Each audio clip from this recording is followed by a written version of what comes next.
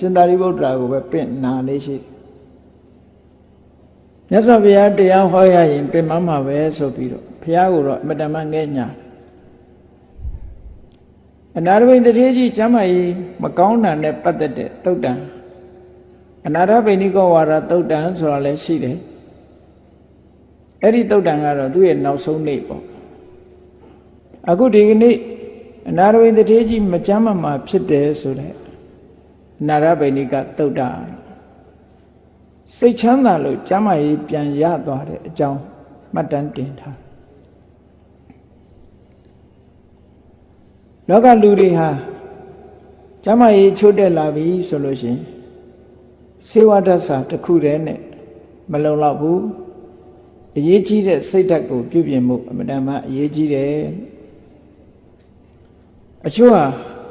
စိတ်ဓာတ်ကိုမပြင်နိုင်သည့်အတွက်ကြောင့်ယောဂဝေဒနာပို့ပြီးတော့တိုးသွားတာတွေရှိတယ်တာဝတိပြည်မှာမြတ်စွာဘုရားနဲ့အတူတကွရှင်သာရိပုတ္တရာတို့ရှင်အနန္ဒာတို့သရင်သုံးနေထိုင်တဲ့အချိန်မှာနာရဝိတ္တိကြီးနဲ့အသက်အရွယ်ရလာတဲ့အခါမကြမ်းမမှာဖြစ်တယ်စာပေကျမ်းဂန်လို့ပြောမယ်ဆိုရင်အာဘာဒီကောဒုက္ခိတောဘာလကိလနောဆိုစကလုံးသုံးလုံးနဲ့ဖော်ပြ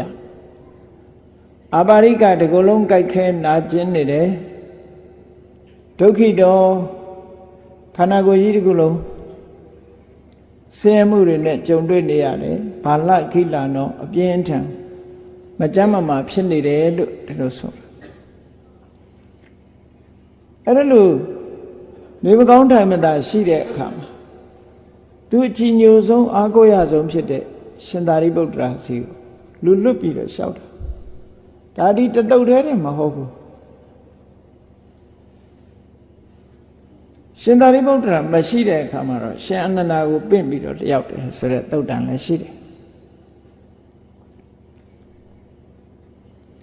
အဲ့တော့ရှင်သာရိပုတ္တရာစီ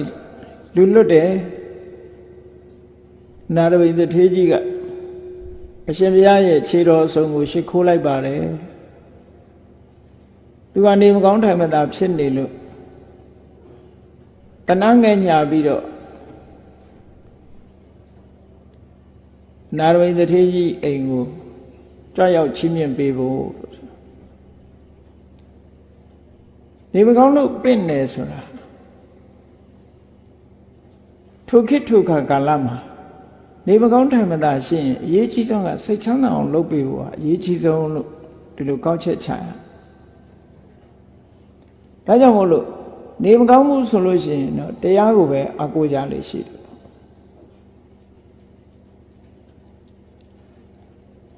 နာရဝိတ္တိကြီးကအဲ့ဒါလို့ရှင်သာရိပုတ္တရာကိုနေမကောင်းလို့ကြွရောက်ချီးမြှောက်ပေးပါဘာဖြစ်လို့ရှင်သာရိပုတ္တရာကိုဖူးလိုက်ရရင်သူ့စိတ်ထဲမှာအားတက်ရှင်သာရိပုတ္တရာမထေရမြတ်ဟောပြောပြသမဲ့တရားဓမ္မတွေနားလိုက်ရလို့ရှင်စိတ်အားတွေရဒါကြောင့်မို့နေမကောင်းထိုင်မသာရှင်ဒီလိုလှုပ်လိရှိကြမြတ်စွာဘုရားကိုယ်တိုင်ကလည်းနေမကောင်းထိုင်မသာတဲ့ပုဂ္ဂိုလ်တွေဆိုလို့ရှင်ကြွရောက်ပြီးတရားဟောလိရှိခိလနပု္ပ္ပကနေမကောင်းရင်ပြစ်မထားဘူးသွားပြီးတော့ကြည်တယ်တရားဓမ္မဟောပြောပေးတယ်ဒါမြတ်စွာဘုရားလက်ထက်တော်ခါကာလတုန်းကလုံးလေးလှုပ်ထားရှိတဲ့ကိစ္စတစ်ခုပဲအားပေးစကားပြောကြရတယ်ပေါ့ဒါယောဂကြောက်တာမကြောက်တာတော့မဆိုင်ဘူးပေါ့နော်စိတ်ချမ်းသာမှုရတော့အားပေးစကားပြောကြရတယ်နာရဝိတ္တိကြီးကရှင်သာရိပုတ္တရာကိုဒီလိုလူတယောက်လွတ်ပြီးတော့ပင့်ခိုင်းလိုက်တဲ့အခါရှင်သာရိပုတ္တရာကလက်ခံလိုက်တယ်နန္ဒပဲအချိန်ကာလမှာသပိတ်သင်္ကန်းကိုပြင်ဆင်လို့သင်္ကန်းယုံလို့ရှင်အနန္ဒာကိုနောက်ပါအဖြစ်အဖော်ခေါ်ပြီးတော့အနာရဝိတ္တိကြီးကိုအိမ်ကိုကြွဒီရှင်သာရိပုတ္တရာနဲ့ရှင်အနန္ဒာဆိုတာလေတကယ်ညီကိုရင်းတမျှအလွန်ရင်းနှီးတဲ့ပုဂ္ဂိုလ်အလွန်ရင်းနေအသက်ဘယ်သူကကြီးတယ်လဲလို့ဆိုလို့ရှိရင်တော့ စာထဲမှာတော့အတိအကျမသိရပေမဲ့လို့ရှင်အနန္ဒာကဖယားနဲ့ဖွားဘက်တော်ဆိုမြတ်စွာဘုရားနဲ့တက်တော်ရွယ်တူပေါ့တက်တူရွယ်တူဖြစ်တယ်အဲ့တော့ရှင်သာရိပုတ္တရာကမြတ်စွာဘုရားတဲ့ကြီးတယ်ဆိုရင်တော့ရှင်အနန္ဒာကငယ်မှာပဲမြတ်စွာဘုရားတဲ့ငယ်တယ်ဆိုရင်တော့ရှင်အနန္ဒာကကြီးမှာသို့တော်ယာတုအစင်တန်ဟိုက်အာရာဂီလို့ခေါ်တာပေါ့အဲ့ဒီအဆင့်နဲ့ကြည့်မယ်ဆိုရင်ရှင်သာရိပုတ္တရာရဲ့ပညာအရည်ချင်းကဖျားပြီးရင်ပထမနေရာမှာရှိတာဖြစ်တော့ကြောင့်ရှင်သာရိပုတ္တရာကိုအလုံးကယုတိလေးစားကြတရားဓမ္မနဲ့ပတ်သက်ပြီးတော့ယုတိလေးစားရှင်သာရိပုတ္တရာလည်းပဲဘယ်ပုဂ္ဂိုလ်ပဲဖြစ်ဖြစ်တရားဓမ္မနဲ့ပတ်သက်လာလို့ရှိရင်ဝန်မလေးဘူးမမောမပန်းအမြဲတမ်းရှင်းလင်းဟောကြားပြီးတော့တရားရည်တိုက်ကြွေးလေးရှိတော့အမှန်တမ်းလေးစားကြတယ်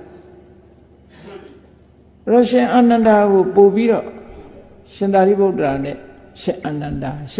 ကိုပို့ပြီးတော့ခင်မင်းနေဘာဖြစ်လို့လဲလို့ဆိုတော့မြတ်စွာဘုရားတာဝန်တွေကိုရှင်အာနန္ဒာကယူပြီးတော့ပြုစုနေတာပညာကြီးတဲ့ပုဂ္ဂိုလ်ဆိုတာဘုရားကိုပို့ပြီးတော့ကြီးညိုတယ်ပညာကိုတန်မိုးထားတဲ့ပုဂ္ဂိုလ်တိုင်းဘုရားကိုပို့ပြီးတချို့ကတော့ထင်လိုက်မယ်တရားတရားကောင်းတဲ့ပုဂ္ဂိုလ်ကပိုးကြီးညိုတယ်တရားတရားကောင်းလို့ကြီးညိုတယ်ဆိုတာတစ်ဖက်ဆွမ်းရောက်သွားတတ်တယ်သူကြီးညိုပုံကြီးညိုနည်းကတစ်ဖက်ဆွမ်းရောက်သွားတယ်ပညာနဲ့ကြီးညိုတဲ့ပုဂ္ဂိုလ်ကြတော့တစ်ဖက်ဆွမ်းမရောက်ဘူးမှန်ကန်တဲ့အတိုင်းအတာနဲ့ကြီးညိုတာပေါ့ဝက်ကလိမထေတို့လိုပညာနဲ့ကြီးညိုတာမဟုတ်ဘဲနဲ့တစ်ဖက်ဆွမ်းရောက်သွားလို့ရှိရင်တော့ဒါကြီးညိုမှုရဲ့တရားတရားဟာလမ်းချော်နေတဲ့တရားတရားမျိုးဖြစ်တယ်ပေါ့ရှင်သာရိပုတ္တရာအဲ့ဒါမျိုးမဟုတ်ဘူးတရားဓမ္မနဲ့ပတ်သက်လာလို့ရှိရင်မြတ်စွာဘုရားကိုအလွန်လေးစားအလွန်ကြီးညိုမြတ်စွာဘုရားတောင်းဝန်ဝတ္တရားတွေကိုသူကထမ်းဆောင်နေတယ်သို့တော့တပည့်အနေနဲ့သူကတပည့်ကြီးဖြစ်တော့သူထမ်းဆောင်ရမယ့်ဝတ္တရားတွေကိုရှင်အနန္ဒာကထမ်းဆောင်ပေးတယ်လို့ကျေးဇူးတင်ပြီးတော့ရှင်အနန္ဒာကိုအလွန်ခင်မင်းနေအလွန်ရင်းနှီးတယ်ဒါကြောင့်မို့ဖြစ်နိုင်ရင်ရှင်အနန္ဒာကိုခေါ်သွားတာဒါလည်းအကြောင်းတစ်ခုပဲပေါ့နောက်အကြောင်းတစ်ခုကတော့နာရဝိတထေကြီးကလည်းပဲရှင်သာရိပုတ္တရာကိုကြီးညိုသလိုရှင်အနန္ဒာမထေရမြတ်ကိုလည်းပဲကြီးညိုတယ်ဘုရားနဲ့ဆက်ဆက်နေတဲ့ပုဂ္ဂိုလ်တွေနေမကောင်းတိုင်းမှာဖြစ်နေတဲ့အခါမှာကိုကြီးညိုတဲ့ပုဂ္ဂိုလ်ကိုအားကိုးရတဲ့ပုဂ္ဂိုလ်ရောက်လာလို့ရှင်စိတ်အားတွေအများကြီးတက်သွားနိုင်တာပေါ့ဒါသဘာဝပဲအဲ့တော့ရှင်သာရိပုတ္တရာမထေရမြတ်ရှင်အနန္ဒာခေါ်ပြီးတော့အနာရဝိတထေကြီးအိမ်ကိုသွားကြွသွားပြီးတဲ့အခါမှာ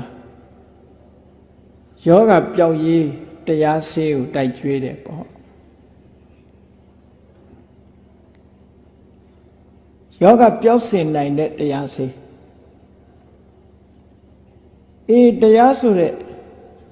တရားရည်အမြိုက်ဆေးတိုက်တာနဲ့ယောဂဝေဒနာဟာပျောက်နိုင်သလားဘယ်လိုလုပ်ပျောက်တာလဲစိတ်ဆွမ်းအားဘက်ကနေကြည့်ပြီးတော့စိတ်ချမ်းသာအောင်လုပ်ပေးခြင်းဖြင့်ယောဂဝေဒနာပျောက်ကင်းနိုင်ဘယ်လိုလုပ်ပျောက်ကင်းနိုင်တယ်လဲလို့ဆိုလို့ရှိရင်လူရဲ့ခန္ဓာကိုယ်မှာဥရုဖောက်ပြန်လို့ကျမကြီးချို့တဲ့ဥရုဇာယုတ်တွေအာရကြောင့်ဖြစ်တဲ့ကျမကြီးချို့တဲ့နေတဲ့ယုတ်တွေခန္ဓာကိုယ်ထဲမှာတိုးပွားနေလို့ရှိရင်မကြမ်းမမာဖြစ်တာပဲနာရဝိတထေကြီးကသောတပန်အဆင့်မြတ်တာဖြစ်တော့ကြောင့်လောဘဒေါသမကင်းသေးဘူးပေါ့အဲ့တော့စိတ်ကြောင့်လည်းပဲယောဂဝေဒနာတွေရကျင်ရနိုင်တာပေါ့သို့တော့ပုရုဇဉ်လောက်ဆိုးဆိုးဝါးဝါးတော့မရနိုင်ဘူးပေါ့အဲ့ဒီလို တခုခုကြောင့်ခန္ဓာကိုယ်ထဲမှာယောဂဖြစ်လာလို့ယောဂဖြစ်စေတတ်တဲ့ယုတ်တရားတွေတိုးပွားနေလို့မကျမ်းမာဖြစ်လာပြီဆိုရင်စိတ်ကြည်လင်အေးချမ်းမှုရအောင်ဆောင်ရွက်ပေးလိုက်တဲ့အခါထိုကြည်လင်အေးချမ်းတဲ့စိတ်တရားဓမ္မနဲ့ပတ်သက်ပြီးတော့ပီတိတွေဖြစ်လာပြီဆိုရင်